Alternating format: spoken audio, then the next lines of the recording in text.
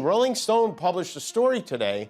The topic was what could happen if Trump wins. Trump briefly attempted to get justice officials to twist campaign finance laws and the federal equal time rule to declare that anti-Trump material broadcast by Saturday Night Live, Jimmy Kimmel, Stephen Colbert, and others was somehow illegal for giving illegal campaign contributions to the Democratic Party in the form of jokes and on-air satire. He wants to lock up the late-night host. And what happened to this, by the way? Jimmy, I love you so much.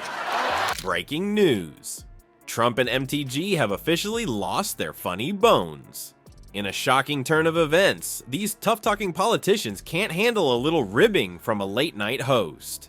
You won't believe what they did next. Instead of laughing it off, they're trying to turn comedy into a crime. It's like they're auditioning for a reality show called Politicians Gone Wild, the humorless edition. Stick around to see how this comedy crisis unfolds. Picture this.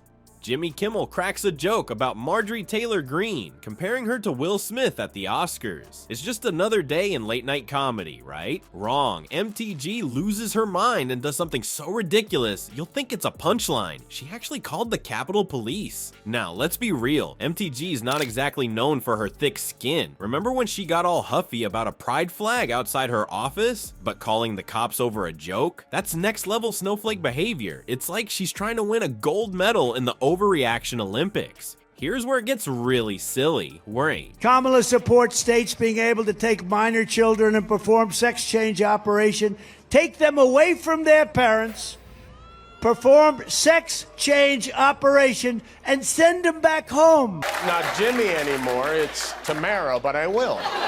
Jimmy, I love you so much. Go have a good day in school. I'm going to be using that clip a lot. Trump's also been floating a new policy idea.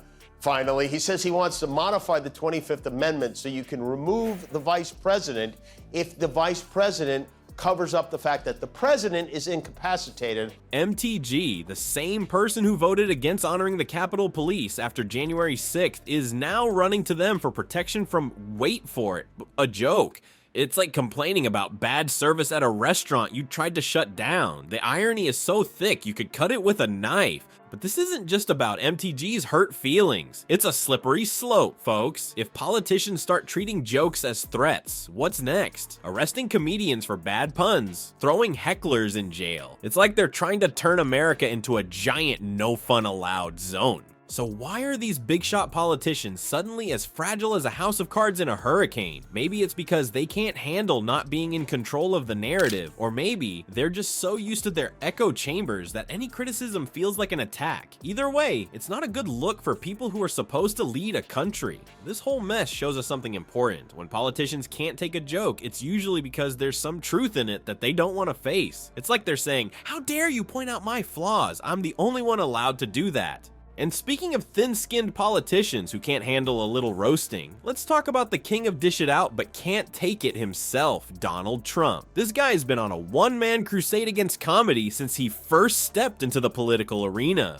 In 2018, Donald Trump, who was at that time president of the United States, was so upset about my jokes. The report says at least 2 calls were made from the Trump White House to, quote, convey the president's anger regarding Kimmel's monologues and jabs. In other words, President Karen demanded to speak to my manager. He directed his staffers at the White House to call Disney to tell them to rein me in. Buckle up, folks, because this story's about to get even more ridiculous. Ever wonder why Trump's so obsessed with late-night TV? It's not just because he can't sleep. This guy's got a comedy complex bigger than his ego, and that's saying something. From SNL to Kimmel, Trump's been on a mission to turn laughter into lawsuits. Trump's been throwing tantrums about comedians for years, especially those pesky late-night hosts who dare to poke fun at him. But he's not just whining, he's trying to use his power to shut them up. Remember when he tried to use campaign finance laws to say that SNL's Trump jokes were illegal? Yeah, that happened. He actually thought he could label anti-Trump jokes as illegal campaign contributions to the Democrats. Talk about a guy who can't take a joke. I'm now imagining me and all the other late-night hosts in prison together like the mobsters in Goodfellas. Like I'm stirring the sauce,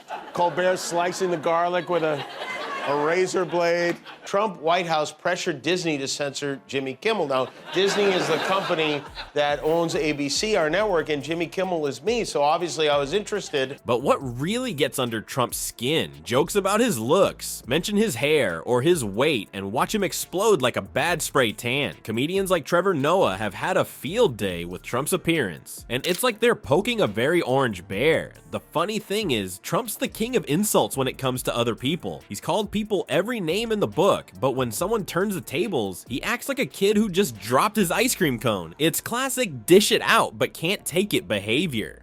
He's a blowhard and a snowflake. He's a blowflake is what he is.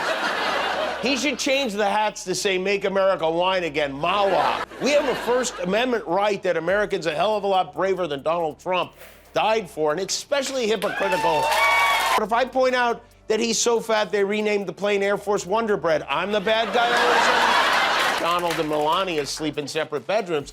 She was laughing too hard at my monologue at night. There's this thing in comedy called punching up, making fun of people in power. It's why comedians love to roast politicians. But Trump and his buddies can't handle it. They're like toddlers who think they're the only ones allowed to play with the toys. Comedians haven't backed down though. They've doubled down on the Trump jokes, turning his threats into even more material. It's like trying to put out a fire with gasoline. It just makes the flames bigger and funnier. But here's the scary part. Trump's not just being a grumpy Trumpy. His attempts to silence comedians are straight out of the authoritarian playbook. It's like he's trying to be a dictator, but instead of banning books, he's trying to ban punchlines. If there's one thing that Donald Trump has stuck to, and there aren't many things, he's a real contradicthead, but after all the whining and the bitching and the complaining and the allegations, Trump would like you to mail your votes in. And no one bats an eye. There's no explanation whatsoever. The election and the Supreme Court is yet to weigh in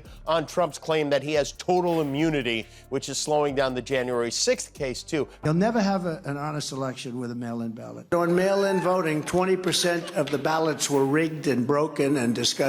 Somebody got a ballot for a dog. All this fuss over jokes isn't just about Trump's hurt feelings. It's about free speech and democracy. If we can't make fun of our leaders, what's next? A law against bad hair jokes? A constitutional amendment protecting politicians from zingers? Looks like Orange Turd and his pals need to learn that in a democracy, sometimes you're the pigeon and sometimes you're the statue. And right now, they're covered in comedic bird poop. So what have we learned from this comedy crisis? Trump and MTG's tantrums over jokes show they're about as comfortable with criticism as a cat in a bathtub. It's like they're auditioning for America's Next Top Dictator instead of being public servants. Here's the thing, political satire isn't just for laughs. It's a vital part of our democracy, like freedom of speech with a punchline. When politicians try to muzzle comedians, they're basically saying, hey, let's make America boring again. We need to protect our right to laugh at leaders. Or we might end up in a country where the only joke allowed is, why did the chicken cross the road? Because the supreme leader said so. So let's keep the jokes coming, folks. And maybe send Trump and MTG some industrial strength skin thickener. They clearly need it more than another term in office.